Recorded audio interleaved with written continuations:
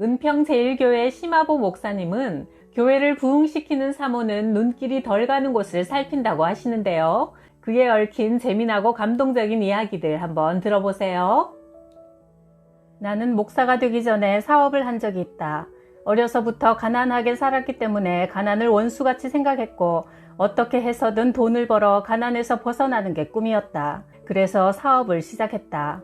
어느 해 겨울 가죽 잠바를 만들어 탄광촌에 팔면 크게 돈벌이가 될 것 같아 가죽을 잔뜩 사다가 옷을 만들어서 삼척 탄광촌을 찾아갔다. 지금은 가죽옷이 흔하지만 수십 년 전에는 귀한 옷이었다. 더군다나 강원도 삼척의 강추위에 늘 단조로운 막장 생활에 지친 광부들에게 가죽 잠바가 하나의 자랑거리가 될 수 있을 거라는 심리적인 배경까지 고려할 때 가죽 잠바 장사는 아주 좋은 아이디어 같았다. 그런데 이게 웬일인가? 12월에 삼척에 갔는데 웃옷을 벗고 다닐 정도로 더웠다. 12월이 다 지나가고 1월이 되었는데도 날은 추워질 기미가 보이지 않았다. 그러니 누가 가죽 잠바를 사 입겠는가? 그래서 도로 씻고 와서 청계천에 몽땅 버렸다. 그동안 번 돈을 다 거기에 투자했는데 정말 그해 겨울만 추웠다면 지금 나는 목사가 안 되었을지도 모른다. 그러나 그 사업의 길은 내가 갈 길이 아니고 하나님께서 그 길로 가지 못하게 막으신 것이다. 그해 그 따뜻한 겨울 날씨 때문에 망한 사람이 한둘이 아니었다.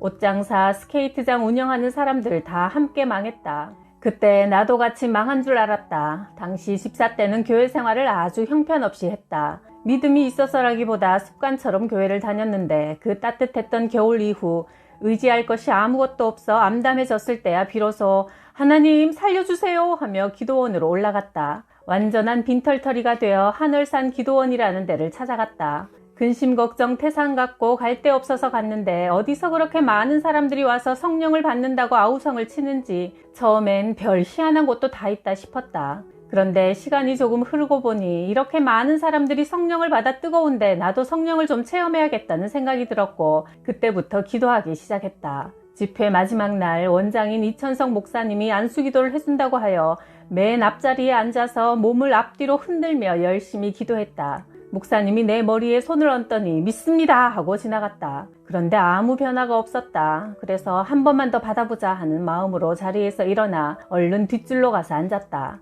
목사님이 혹시 나를 알아보고 당신 조금 전에 기도받지 않았소 할까봐 이번에는 몸을 앞뒤로 흔들지 않고 좌우로 흔들며 기도했다. 이번에도 목사님이 믿습니다 하고 지나갔다. 그러나 여전히 맨송맨송 하기만 했다. 도대체 난 왜 이렇지? 그래 좋다 3-4번이다 하는 마음으로 다시 뒷줄로 가서 앉았다. 마지막으로 목사님이 또 와서 믿습니다 하고 지나갔지만 달라진 것이라고는 아무것도 없고 마음만 답답했다. 다른 사람들은 성령 받았다고 기뻐서 어쩔 줄 몰라 하는데 나는 도대체 이게 뭔가? 사람들이 다 떠난 뒤에 몇몇 사람들이 옹기종기 모여 앉아 다시 기도하기 시작했다. 하나님, 다른 사람 다 받은 성령 제게도 주시옵소서. 저도 성령으로 뜨겁게 해주시옵소서. 성령 세례를 받으려고 길을 썼지만 소용이 없었다. 그런데 누가 오더니 회개를 해야 한다고 했다. 하나님, 내 죄를 용서해 주십시오. 내 죄를 용서해 주십시오. 하나님, 저는 왜 남들이 다 받는 것을 못 받습니까? 애간장이 녹아 들어가는 것 같은 심정으로 성령으로 뜨겁게 해주십시오 하고 한참 기도하고 있는데 누군가 지나가면서 내 어깨에 손을 얹는 듯한 느낌이 들더니 그와 동시에 내 입에서 생소한 이상한 말들이 쏟아져 나왔다. 말로 표현할 수 없는 한없는 기쁨이 넘쳤다. 마음이 뜨거워 도저히 그 자리에 앉아 있을 수가 없어 밖으로 나와서 다시 기도했다. 나중에는 곡조까지 붙어서 노래하듯 방언을 했다. 한 30분쯤 지났겠지 생각하고 일어났는데 3시간이 흘러 있었다. 마음이 어찌나 날아갈 듯 기쁘고 좋은지 무슨 일이라도 해야 할 것 같아 빗자루 하나를 들고 눈 덮인 기도원 전체를 싹싹 쓸었다. 그리고는 기도원을 내려왔다. 그런 경험을 하고 난 뒤로는 누구를 만나든 예수님을 전하고 싶어 견딜 수가 없었다. 버스를 타면 옆자리에 앉은 사람에게 복음을 전하고 길 가다가 부딪히면 그 사람에게 복음을 전했다. 그리고 마침내 신학교에 입학했다. 그전에는 신학교가 뭐하는 곳인지 관심도 없고 신학을 공부할 생각은 더더군다 눈꼽만큼도 없었다. 어떻게 해서든지 돈을 많이 벌고 나중에 장로가 되어 헌금 많이 하려고 했지 목회를 하고 싶다는 생각은 해본 적이 없었다. 그런데 하나님께서 내게 그런 삶을 바라지 않았던 모양이다. 그때 그 성령의 역사가 아니었다면 나는 목사가 안 되었을 것이다. 내가 개척한 은평제일교회가 1년 만에 300명 이상으로 부흥한 것도 성령을 힘입은 결과이며 목회자로서 이제까지 견뎌올 수 있었던 것도 하나님께서 끊임없이 성령의 충만함을 부어주셨기 때문이다. 교회가 부흥하지 않는다고 문제될 것이 없다. 생활이 어려운 것도 문제될 것이 없다. 성령의 충만함을 받고 나면 난국을 헤쳐나갈 수 있게 된다. 중국의 신학자 워치만 리가 하루는 배를 타고 황하를 건너가는데 배가 그만 암초에 걸려버렸다. 그래서 기도했다. 하나님, 이 배를 어떻게 좀 해주세요. 그러자 이런 하나님의 음성이 들려왔다. 내가 배를 번쩍 들어서 암초를 건너뛰게 해주랴, 아니면 강물이 불어나게 해서 배를 띄워주랴. 워치만 리는 후자의 방법을 하나님께 구했다. 문제는 암초였지만 물이 암초보다 더 많으면 문제될 것이 없는 것이다. 마귀는 자신이 던진 문제에 우리가 걸려 못 이겨낼 때 아주 좋아한다. 그러나 이까짓 것은 문제도 아니라고 생각하고 성령의 능력으로 넘어서 버리면 마귀는 왔다가 7길로 도망가 버린다. 그러므로 우리는 그 무엇보다 성령 충만을 구해야 한다. 너희가 악할지라도 자녀에게 좋은 것을 주는데 하물며 하늘에 계신 아버지께서 구하는 사람에게 성령을 주시지 않겠느냐. 누가복음 11장 13절. 언젠가 다른 교회 목사님의 아내가 내게 이런 질문을 했다. 우리 교회가 작기 때문에 다른 교회에 출석하는 친정 가족들이 저희 교회에 11조를 주십니다. 그런데 이것을 교회 재정에 넣어야 할까요? 나는 이렇게 대답했다. 다른 교회에 나가는 가족들이라면 출석하는 교회에 11조를 내는 게 마땅합니다. 저도 개척 당시 경제적으로 너무나 어려워서 부모님께 가족들의 11조를 모아서 보내주면 도움이 되겠다고 했더니 저희 어머님이 뭐라고 하신 줄 아세요? 너도 이 다음에 교인들에게 그렇게 가르칠 거냐? 내가 섬기는 교회가 따로 있는데 내가 어떻게 너희 교회에 11조를 하겠니? 내가 너를 위해 할 수 있는 것은 기도밖에 없다. 가족들에게 11조를 받는다면 나중에 내 교인들이 목사님, 11조는 제가 우리 교회보다 더 어려운 교회에 하겠습니다 하고 말해도 할 말이 없게 됩니다. 그것은 하늘나라의 질서를 깨트리는 일입니다. 그리고 왜 이것을 교회 재정에 넣어야 할지 말아야 할지를 고민합니까? 받으면 안 되는 것이요. 그리고 무슨 돈이든 일단 헌금으로 들어오면 당연히 교회 것이지 목회자의 것이 아닙니다. 한 번은 저희 교회에 출석하던 사람이 다른 교회로 옮겨갔습니다. 우리 교회에서 문제도 해결받고 가족도 구원받은 성도였는데 어느 날 제게 이런 편지를 보내왔어요. 다 좋은데 이 교회에는 찬양이 없어서 다른 교회로 가겠습니다. 개척교회 때라 찬양 인도하고 악기를 연주할 사람들도 부족해서 찬송이 약하긴 했습니다. 그래서 나는 그분에게 다른 교회로 가셔서 더 열심히 신앙생활 잘 하시라고 했습니다. 그랬더니 얼마 지나서 그 성도가 목사님, 책 사보시는데 보태 쓰세요 하며 도서비를 보내왔어요. 저는 당장 돌려보냈습니다. 제가 왜 우리 교회 성도도 아닌 사람에게서 돈을 받습니까? 제게는 제 양이 있는데 왜 남의 양에게서 얻어먹겠습니까? 그래서 도서비는 당신이 섬기는 목자에게 주라고 했더니 적어서 안 받는 줄 알고 돈을 더 넣어서 보냈더군요. 다시 돌려보냈습니다. 그랬더니 저보고 목사님은 참 이상합니다. 다른 목사님들은 주면 다 받는데 왜 안 받으세요? 했습니다. 그러나 받아야 할 이유가 전혀 없습니다. 그래야 하나님 앞에서나 사람 앞에서나 떳떳하게 목회할 수 있습니다. 준다고 덥석덥석 다 받아놓으면 그것이 미끼가 되어 언제 곤란을 겪게 될지 모릅니다. 마음에 부담이나 두려움이 있어서는 목회도 신앙생활도 바르게 할 수 없습니다.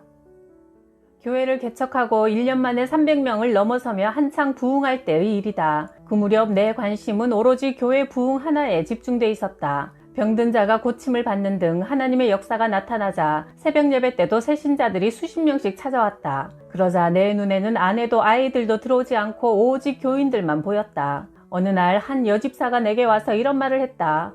목사님, 김집사도 이제 교회 안 나오고 황권사도 교회 안 나오겠대요. 아니, 무슨 일입니까? 왜 그런답니까? 말씀드리기 좀 그렇지만 사모님 때문에 안 나온다는군요. 오직 교회 부흥밖에 생각하지 않던 나로서는 그 말의 진위 여부를 살펴볼 생각도 못하고 사모가 교회 부흥의 방해 요소가 된다니 당장 사모를 어디로 떠나 있게 해야겠다는 생각밖에 들지 않았다. 그래서 그 길로 아내를 불러 당신 때문에 교회 안 나온다는 사람들이 많으니 잠시만 어디를 좀 가 있으시오 하며 떠나 있기를 부탁했다. 아내는 가지 않겠다고 했다. 교회 부흥을 위해 함께 애쓰고 있는데 떠나라고 하면 어떡해요? 교회가 잠잠해지거든 다시 돌아오면 되니 지금은 미국에 좀 가 있으시오. 나는 모질게 설득했다. 교회 부흥이라는 미명하에 아내를 내쫓은 셈이다. 아내는 결국 이 길만이 교회가 부흥되는 길이라면 떠나주겠어요. 울면서 마지못해 미국으로 갔다. 아내가 가고 나니 이제 교회 안 나오겠다는 사람들도 다시 나오고 잘 되려는가 싶었다. 그런데 이게 웬일인가. 나중에 알고 보니 사모 때문에 교회 안 나온다는 말이 사실은 한 여집사가 꾸며낸 거짓말이었다. 남편 없이 혼자 사는 분이었는데 괜시리 우리 부부에게 시기심이 나서 없는 일을 꾸며내 중상모략을 한 것이다. 마귀가 교회를 분열시키려고 퍼뜨린 거짓말에 내가 속아서 노란한 꼴이었다. 어이쿠, 이거 내가 큰 잘못을 저질렀구나 싶어 당장 아내에게 전화해서 사정 이야기를 하며 내가 잘못했으니 빨리 돌아오시오 했다. 그러나 상처를 입을 대로 입은 아내는 가지 않겠어요. 당신 혼자서 교회 부흥 크게 시켜보세요 했다. 그도 그럴 것이 아무리 교회 부흥을 위해서였다지만 교인들의 말만 믿고 아내를 쫓아내는 남편에게 얼마나 오만정이 떨어졌겠는가. 그래서 내가 통사정을 하며 매달렸다. 당신이 없으니 목회의 지장이 막대하고 혼자서는 신방도 못 다니겠고 밥도 제대로 못 먹겠고 애들도 꼴이 말이 아니니 제발 돌아와 주시오. 내가 잘못했소.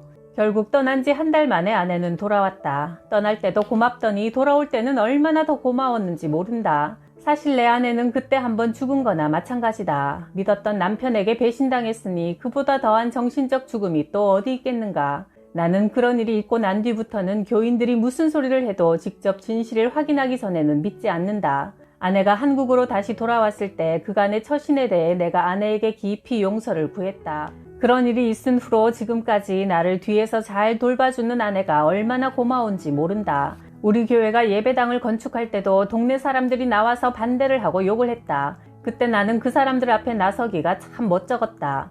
혹시라도 나중에 우리 교인이 될지도 모르는데 이렇게 얼굴 붉히고 싸웠던 일들 때문에 얼마나 어색해질까 생각하니 나서기가 힘들었다. 그래서 주민들을 상대하는 데는 늘 아내가 앞장섰다. 아내가 대표로 욕먹을 것 다 먹고 건축 비용을 빌리러 다니는 것도 나는 운전만 하고 아내가 모두 처리했다. 굳은 일에 나설 때면 아내는 여보 당신은 뒤에서 기도만 하세요 하며 내가 난처한 자리에 서지 않게 막아준다. 신방할 때도 가능한 한 사모가 동행하는 것이 좋다. 때로는 신방 올 때 꼭 목사님만 오세요 하는 가정들이 있다. 그런 집은 더더욱 사모와 같이 가야 한다. 그것이 목사님과 사모님 둘 다 시험에 빠지지 않고 사는 길이다. 이것이 바로 교회를 부흥케 하는 사모의 역할이요. 목회자들은 그런 아내를 예수님이 교회를 목숨을 바쳐 사랑하셨듯이 사랑하고 옆에서 잘 보호해 주어야 한다. 원래 베드로의 이름은 시몬이었다. 시몬은 흔들리는 갈대라는 뜻이다. 예수를 알기 전에는 그의 마음이 여자의 마음과 비슷했던 모양이다. 그런데 예수님께서 요한의 아들 시몬아, 이제부터는 너를 게바, 베드로라고 부르겠다 하신 이후 그는 베드로 반석이 되었다. 좋은 이름을 갖는 것은 중요하다. 좋게 불러주면 불러주는 방향대로 흘러가는 경향이 있기 때문이다. 사실 나는 목회를 시작하면서 심하보라는 내 이름을 바꾸려고 했다. 하고 많은 이름 중에 하보가 뭔가? 이 이름으로는 도저히 교회가 부흥할 것 같지 않았다. 초등학교 다닐 때는 아이들이 심바보라 부르는 통에 놀림도 많이 받았다. 심하보라는 이름 대신 어떤 이름으로 바꾸는 게 좋을까 하고 이국리 저국리 많이 해보았지만 마땅히 바꿀 이름이 떠오르질 않아 여태 그냥 심하보라는 이름을 그대로 가지고 있었는데 이제 와서는 이름을 바꾸지 않고 그냥 두기를 참 잘했다는 생각이 든다. 내 이름이 얼마나 귀한 이름인지 하나님께서 깨닫게 해주셨기 때문이다. 내 이름을 풀어 말하면 심히 하나님이 보호하시는 사람이다. 그래서 나는 어디를 가나 자부심과 긍지를 갖는다. 비행기를 타면 내가 동승자들에게 하는 말이 있다. 내 덕분에 무사히 가는 줄이나 아세요? 하나님께서 나를 심히 보호하시니 나와 동행하는 사람들도 보호하실 게 아닌가. 남들이 알아주든 말든 나는 그렇게 믿는다. 한 번은 마산에 집회하러 갔을 때 지역의 몇몇 목사님들이 마중 나와 계셨는데 내게 악수를 청하면서 이렇게 말했다. 심히 하나님이 보고 싶어 하시는 목사님이 오셨네요. 하는 바람에 이름의 의미가 한 가지 더 생겼다. 졸지에 하나님의 지극한 사랑을 받는 사람이 되었다. 그런데 이보다 더 반짝이는 해석이 있다. 몇 해 전 목회자 세미나를 인도할 때 시를 쓰는 어떤 목사님이 이렇게 말했다. 목사님의 이름을 미국식으로 하면 하보심인데 하나님이 보시기에 심히 좋았더라는 기가 막힌 해석이 나오네요. 시몬이 예수님께서 이름을 바꾸어 주고 나서 베드로의 역할을 잘 감당했듯이 나도 내 이름 뜻에 걸맞게 하나님 보시기에 심히 좋은 사람이 되기 위해 계속 노력하고 있다. 우리의 이름이 무엇인가? 그리스도인 아닌가? 우리는 보통 사람들이 아니다. 하나님의 아들 예수 그리스도께서 목숨을 바쳐 사랑하신 우주 최강의 사랑받는 존재들이다. 그 이름에 걸맞게 살아가자. 내가 신학교 다닐 때 동기생 가운데 노처녀가 한 사람 있었다. 시골에서 혼자 올라와 공부하던 사람인데 마땅히 묵을 곳도 없을 정도로 어려운 처지에 있었다. 당시 우리는 팀을 만들어 삼각산에 정기적으로 기도를 하러 다녔는데 한 번은 산에서 그 자매가 기도하는 소리를 듣게 되었다. 아버지, 저 왔어요 하더니 자매의 기도는 이렇게 이어졌다. 하나님 아버지, 이번 학기 등록을 해야 하는데 당장 돈이 없어요. 며칠까지 내야 하거든요. 그리고 아버지, 속옷도 떨어졌어요. 빨래하고 나면 갈아입을 옷이 없어요. 옷도 좀 사주셔야겠어요. 꼭 친정아버지한테 말하듯 기도하고 있었다. 그 자매는 하나님을 친정아버지처럼 믿고 의지하고 있었다. 우리도 어렵고 힘들 때면 부자인 친정아버지한테 가면 된다. 친정아버지는 아버지 저 왔어요 하는 딸의 인사만 받고도 그래 얘야 왔니? 너 힘들었구나. 이 예비가 척 보면 다 안다. 불황이라 김서방도 요즘 많이 힘들지. 어서 들어와라. 우선 밥부터 먹고 쉬어라. 그래 얼마나 필요하니? 하시는 아버지의 따뜻한 배려에 아버지 고마워요 하며 받아오지 않는가. 친정아버지는 잘 사는 아들네보다 어려운 딸네 집에 마음을 더 쏟게 마련이다. 우리 믿는 자들은 능력이 많으셔서 죽은 자도 살리시고 없는 것을 있게 하시고 안 되는 것을 되게 하시는 하나님을 친정아버지처럼 의지하고 살면 된다.